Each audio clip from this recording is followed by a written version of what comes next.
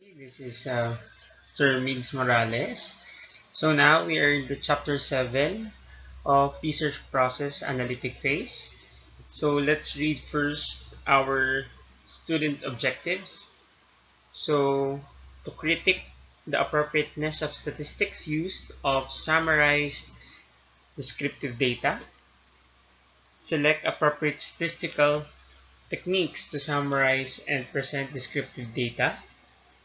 Third is to compare inferential statistics to other types of quantitative analysis to summarize the steps that make up an overall approach on to qualitative analysis. So that's our learning objectives for this chapter. Let's proceed. So what is analytic phase? Analytic phase is data gathered in the empirical phase is analyzed, interpreted in this phase. So after data collection, so you'll now do your tabulation and let's do our statistical treatment in a qualitative and interpretation and analysis of narratives in the qualitative. So quantitative information is analyzed through statistical analysis. So there's two types of statistical analysis. First is descriptive statistics and inferential statistics. Later we'll discuss what's the difference between the two. So in quantitative research, we will do our statistical treatment for our data. So descriptive statistics are in terms given to analysis of data that helps describe how or summarize data in a meaningful way, such that, for example, patterns which might emerge from the data, allows simpler interpretation of data, and to show the parameters, such as, for me, live experiences of cancer patients. It's a phenomenology study. However, I use descriptive statistics for us to show how many female or male respondents do I have. So we have also um, age bracket. What are the age group? What are its percentage? And even the demographics of my informants. So it describe, it show, and it summarize the data. So commonly used descriptive statistical tool first is frequency distribution. It's the simplest form. It's an organized tabulation of data, graphically representation of the numbers of individual in each category on the scale of measurement, some of which are the percentage or proportion of a part of a whole, or ranking, increasing or decreasing magnitude of the variable. So for us to interpret it more um, deeply, or for us to explore your research, you can use this frequency distributions, such as the percentage. How many of our respondents are on this age group? And based on this age group, you can get your literature review for you to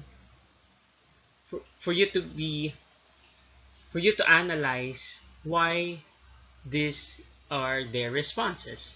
So based on ranking, you will see how the the items in your questionnaire being ranked for you to know what are the top 10 points in the questionnaire and the bottom 10.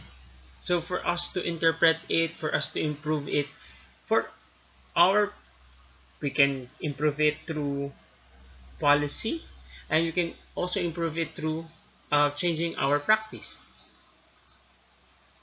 Percentage is very important for us also to correlate it to our results, right? Such as how many percentage of individuals answered satisfactory, how many individual answered excellent in our care. So, but why are there in such cases that there's a high percentage of poor or fair quality care. So on that note, we can see it in a pie graph or in a histogram that there's a low percentage on a specific variable or a specific component on the questionnaire. So measure of central tendency. First, we're done in the frequency distribution. Now, the measures of central tendency. Central tendency makes general statement of a certain common trait or characteristics. So an estimate of a typical value. So there's three measures of central tendency. So we have the mean or the average, we have the median or the middle, and the mode. Okay? So mean is the average to which find it and add up all the numbers and divide it by the total number of scores. So the median is the middle value. In the list of numbers to find, your number have to be listed in the numerical order. And the mode is the occurs most often. So mean is the average. You get the total, you add all of the numbers and you divide it by the total numbers. Then the median is the middle value.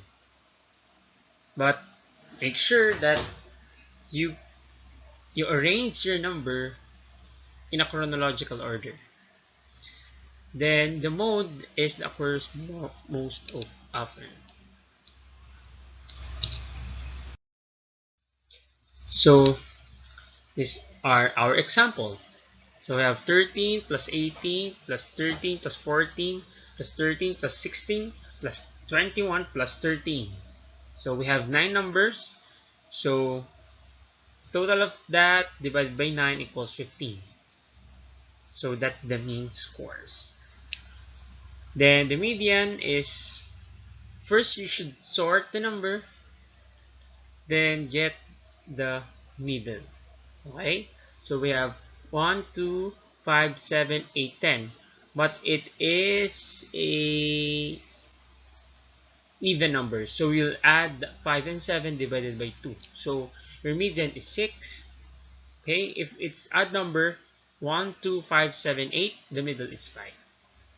And the mode, so you will see there's a lot of 13. So the mode is 13.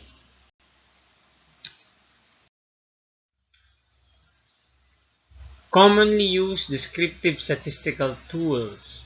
So weighted mean is the overall average of response of the study subjects. It's used when we consider some data values to be more important than other values.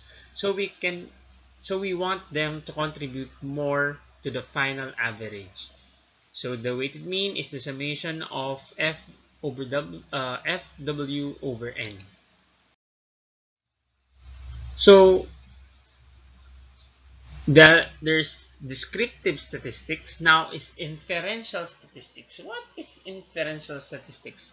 The goal of which is to draw conclusion from a sample and generalize them to the population. It's more on the prediction relationship.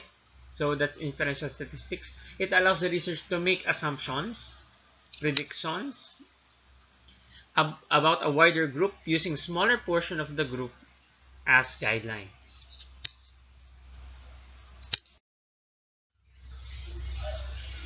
So the commonly used inferential statistics is first is the Pearson R. Pearson R is the measure of strength of linear association between two variables and is denoted by the rho or the R value.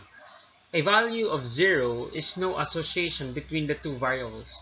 A value greater than 0 indicates a positive association, and a value of less than 0 indicates a negative association. As you can see in our presentation, there's a positive correlation and negative correlation, or there's no correlation.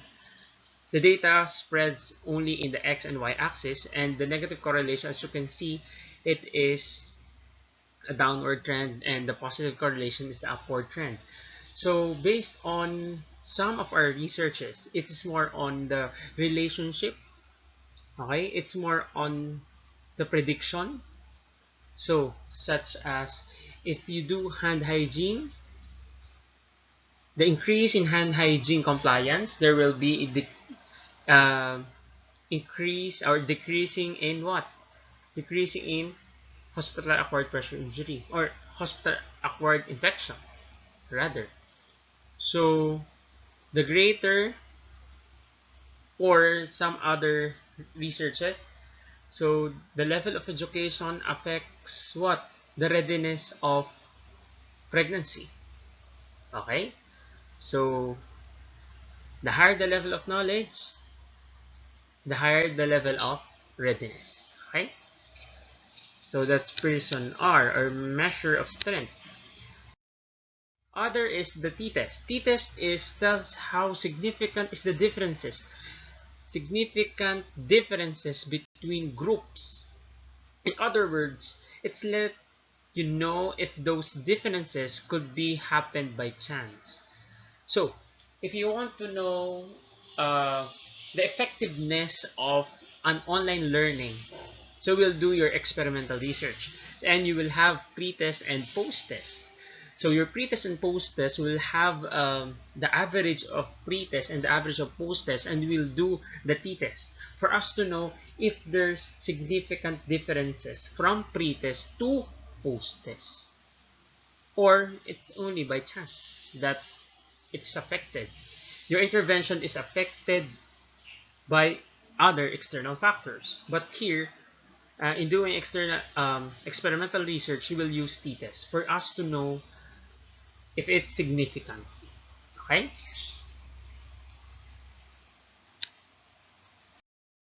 So, chi-square. Chi-square tests a null hypothesis about the relationship between two variables. So, in testing a hypothesis, you will use chi-square. First is help develop marketing strategy for different geographical location. Other is, these are the titles. Help test homogeneity or independence between categorical variables, handles two or more groups of variables, so use various fields. A non-parametric test used for categorical data, doesn't require mean or variance. Easy to compute and carried out in softwares. In the medicine field, chi-square helped identify the performance of drug with control groups. So chi-square is for us to know the relationship of also two variables in a non-parametric way. So we have ANOVA, or analysis of variance, a statistical method used to test differences between two or more means. So as you can see, there's the bell curve, different bell curve. The analysis of variance, every bell curve has means the variables. So uh, the analysis of variance, uh, it caters two or more variables for them to check the correlation and significance if there's relationship or differences between each variable. So for my study, the perception of nurse manager in patient safety culture and safety culture maturity in tertiary hospital in Metro Manila, I used, in the quantitative part of my research, I used ANOVA for us to determine if the demographic profile such as age, gender, educational attainment, length of service affects the safety practice or the patient safety culture, and also as well as the safety culture maturity level. So I use ANOVA for me to understand what are the components or demographic profile that could affect the the patient safety culture and also the safety culture maturity level of an organization. So this ANOVA, analysis of variance, is a variability ratio. So yeah.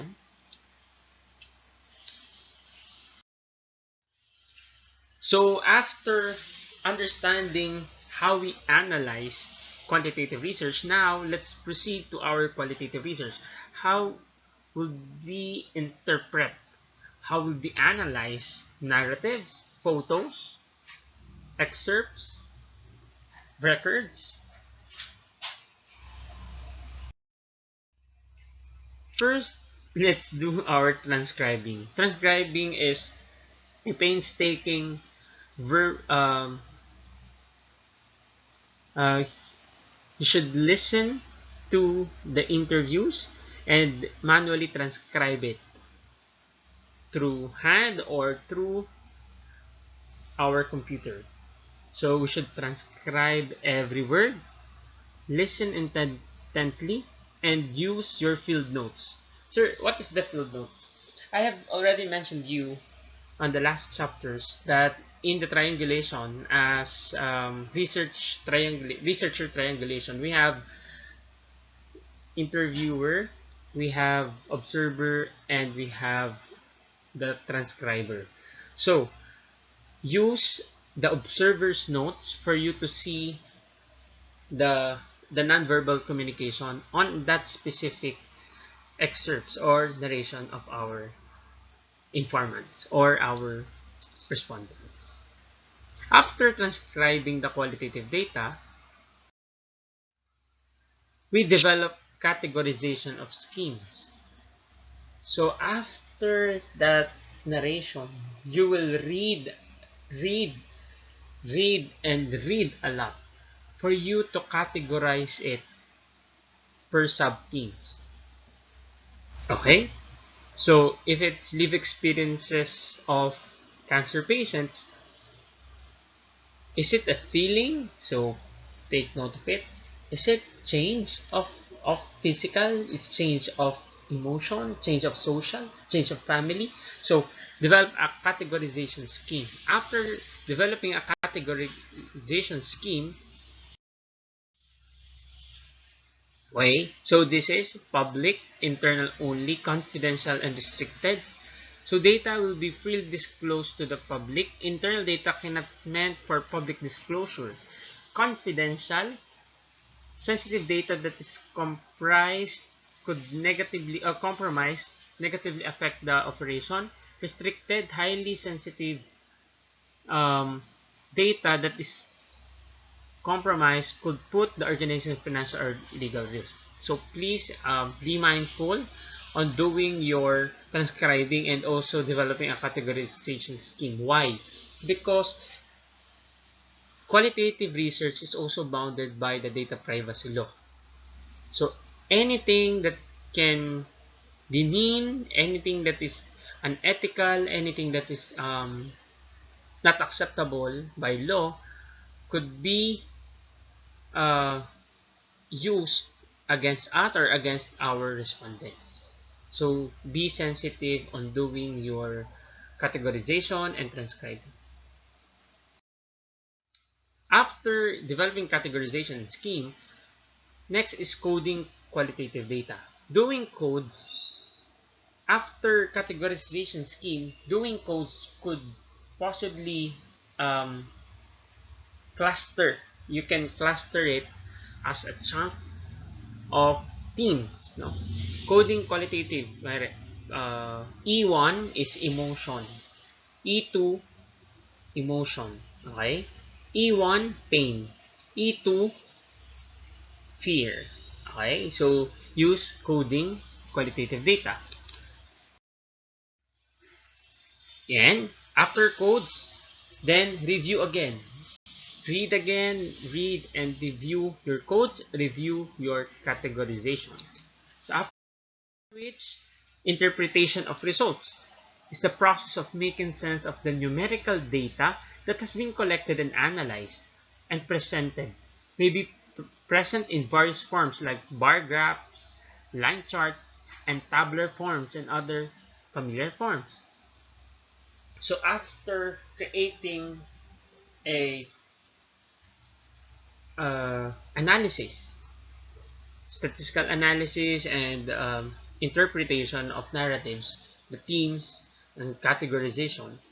So you should now analyze it. You should analyze your statistical um, assessment or results, and back it up with our review of related literature and articles, and incorporate it, relate it to your current study.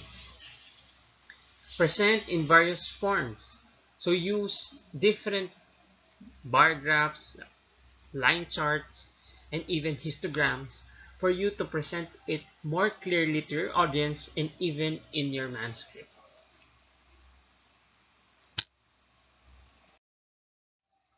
Five aspects of interpretation of data. First is credibility. So, is your result has meaning? Is your result important? Is your result has implication? And it, is your result can generalize your claim? First is meaning. So, based on the pie chart, based on the histogram, what's the meaning of that? Is it significant to the current practice of nursing, or is it significant to the current profession? Is it important to share it? Is your result implies innovation, or is your result implies changing practice? So please check all of this. Methods of presenting data. First is textual. Most frequent used and best for small sets of data. Example, you'll narrate it. Of the 150 sample interviewed, the following complaints were noted: 27, blah blah blah, 25. So you enumerate the complaints, or you enumerate the sub-themes. Tabular. Tabular is you place the different components or variables in a table for us to visually appreciate it and analyze it more, and it's more accessible, and the comparison could be more in-depth. So as you can see in this situation, so we have the region, we have population, and we have percentage. So based on this interpretation, the highest distribution per population is 15% from region 4, followed by NCR. This is last 2000, year 2000. Graphical presentation. Graphical presentation is very useful if you want to show interaction, relationship with the other variables. For you to show the percentage, such as this, the pie graph.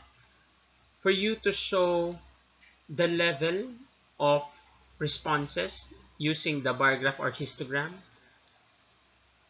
The chart or the frequency table for you to show if what are the highest or lowest scores.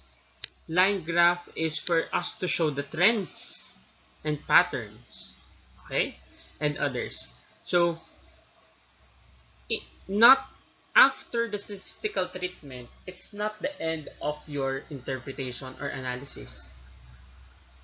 You should use the proper graphical representation of the result, because it will be the vehicle or instrument for the participant to understand, for the reader to understand more your study, such as if there's relationship. So, or is it your research is cross-sectional research or longitudinal research? Maybe you will use a line graph because it predicts pattern. So in 2001, 2002, 2003, there's increasing what? Increasing mortality rate. So why? So on that moment, our reader will what? Will be curious. Wow, what happened on that here? So that's the power of data presentation. Okay, so and that's the end of our chapter 7, the analytic phase. So let's do our learning check. We critique the appropriateness of statistics used to summarize descriptive data. We have selected appropriate statistical techniques to summarize and present descriptive data. And we compare inferential statistics to other types of quantitative analysis. And last, we summarize the steps that make up an overall approach to qualitative analysis. So now, let's proceed to chapter 8, the research process dissemination phase. I've already told you on the first chapters in our nursing research that the totality and for us to close the loop of nursing research, you should disseminate it and you should apply it in nursing practice, education, and nursing profession. So dissemination is the last phase of research. It's to prepare research reports, abstract, proposal in order to communicate findings to the appropriate audience and for us to utilize it as well. Formal research reports, we have 4 major sections. We have introduction. In introduction, later we'll discuss what should be included in the introduction. We have the methodology or the research design. We have the results and discussion. And last is conclusion and recommendation. So this is the 4 major sections of research reports. So the research abstract is the synopsis or the summary of the completed proposed study or proposed study. We have 2 forms. We have traditional or the single graph summarizing the main features, and the modern is slightly longer, more informative, more structured. It includes objectives, methods, results, conclusion, and the keywords. So now, more journals and articles are using the modern technique of doing an abstract. So it's an IMART format. Introduction, methods, results, and discussion.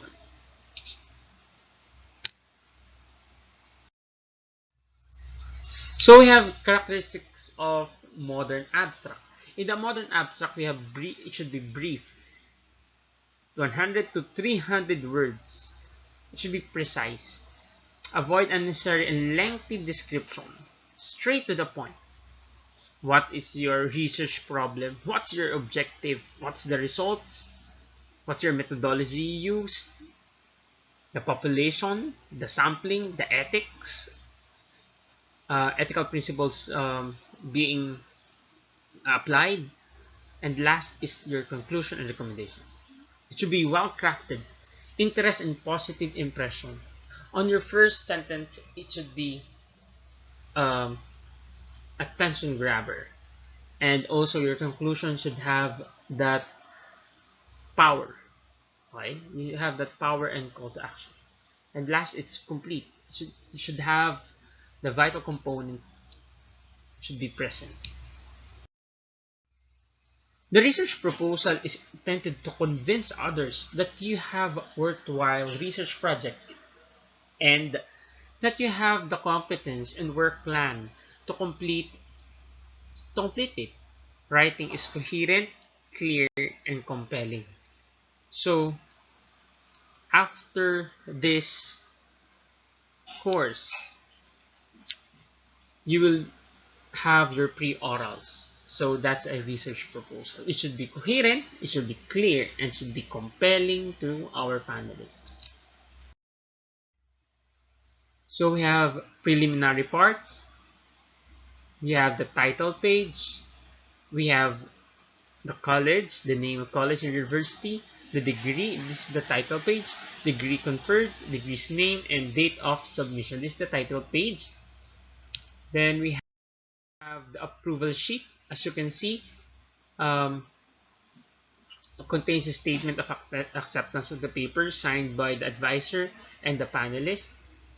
So it should be passed or failed. So the grade is pass or fail. So we have acknowledgement page. Recognize all the individuals who helped, assisted, and encouraged the writer or the researcher. We have the abstract. Concise single paragraph summary of completed work or work in progress. We have table of contents, an overview of the content and organization of the research. So, and also the list of tables and figures. So our paper should be in the APA format or the American Psychological Association format. This form of writing is used mainly in the social sciences like psychology, anthropology, sociology, as well as education and other fields. The format, we have chapter 1. What includes in the chapter 1 are the introduction, the problem, and the review of related literature. There should be introduction, the rationale, the independent variables, the setting of the study, some review of related literature. In your related literature, you should show the existing knowledge, the existing researches about your study, and also the gaps of that study, of your study. Then we have theoretical framework and conceptual framework. Statement of the problem. So it's the main objective, and we have the specific objectives. Your hypothesis. So again, it's a review that your hypothesis should also always be a null hypothesis at the start. Significance of the study. So in a general manner, the significance of the study affects the nursing education, the nursing practice, no? Nursing research, the community, the patient. Okay. Then we have scope and limitation. So other forms is scope and delimitation. So the scope, what's the criteria of selecting your respondents? What's the limitation of your study? Okay. And definition of terms. So we have operational definition. Chapter 2. Chapter 2 is the research design. So is it quantitative descriptive correlational? Is it qualitative phenomenological or qualitative descriptive pheno? Participants, no? Give us the overview. Who will be your participants? So here you can include the inclusion and exclusion criteria. The instrument, is the instrument a standardized instrument, adopted instrument from a international authority, or a self-made questionnaire? And if you will use a self-made questionnaire, please discuss how did you validate, and is this self-made questionnaire is reliable. So did you check the Cronbach's alpha test? And the pilot test should be discussed in the chapter 2. So procedures, how will you conduct the study? From title, okay, title, creating a title or proposing a title, approval of our dean, approval of your advisors, and doing an ethics review, or submitting your paper in an ethics review for technical and ethics review. Then we have letter to the dean or the chief nurses or medical director of the institution for approval, and distribution of our survey tools, and getting back our survey and tabulation of data. And next is data analysis. What will you use? What statistical method will you use? And or the thematic analysis will you use? What qualitative analysis will you choose? And chapter 3 is the results and discussion. Results and discussion entails, it shows the tables and your analysis with support of literature. Okay? Then discussion, we have chapter 4 is summary, conclusion, recommendation.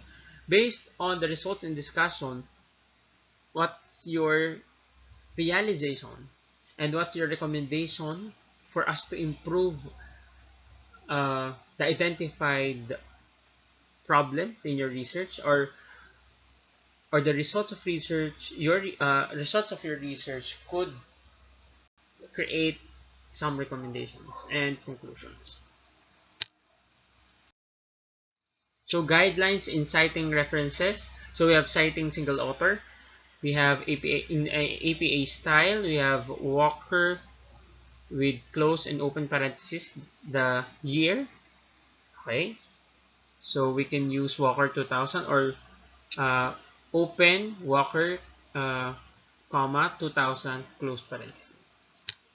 So for secondary source citation, so such as this, transition to university program was designed to teach transferable skills. Ford et al.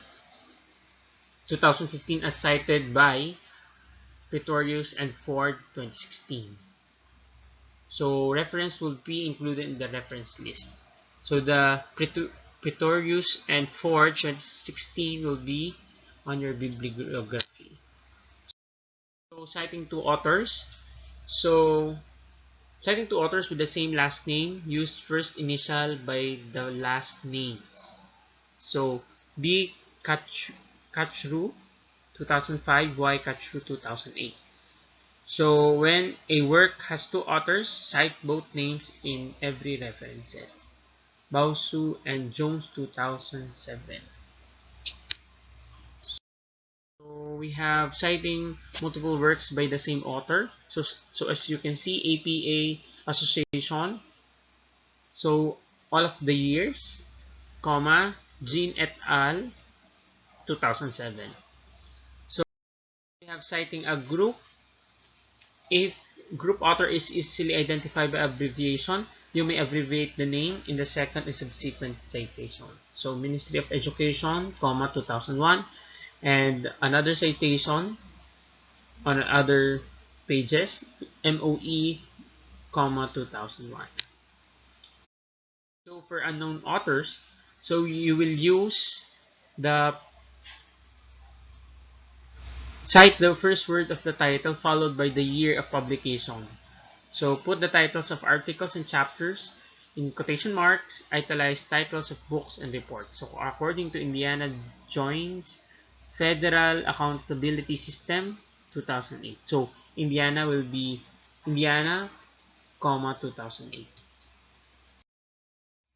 So citing multiple authors, we have King Sangao, Learu, Hoshu, and Joseph. So it will be King Sangao et al. 1998. So citing 7 or more authors. So we have Skinner et al. 1993. So direct quotation. So Milgram 2001 notes. So we have open and close quotation. Okay. Then the page. So the references should be arranged alphabetically. There's no grouping of sources. Each source must appear in the reference list. Lines after first line of entry should be indented 1/2 inch from the left margin. For multiple works of author, Order by publication date, oldest to latest. So these are our example.